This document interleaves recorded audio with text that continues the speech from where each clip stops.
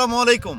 একজন কৃষি উপসহকারী দিনের আলোয় প্রচণ্ড শীতের মধ্যে এবং রাতের আধারেও একজন কৃষকের কাছে গিয়ে তাদের ফসল উৎপন্ন করার জন্য সঠিক পরামর্শ দিয়ে যাচ্ছেন একজন কৃষি উপসহকারী।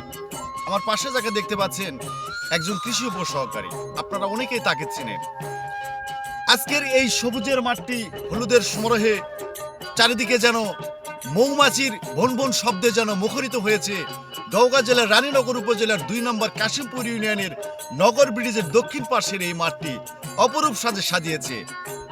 প্রতিটি জায়গাতে এমন কৃষি উপসহকারীদের পরিশ্রমগুলো যেন সফলতার দিকে ধাবিত হয়, এই লক্ষ্যে আসেন আমরা প্রতিটি কৃষকদের সঠিক পরামর্শ দিই এবং ফসল উৎপন্নের জন্য প্রতিটি কৃষক যেন সব সময় যেন পরিশ্রম করে যায়।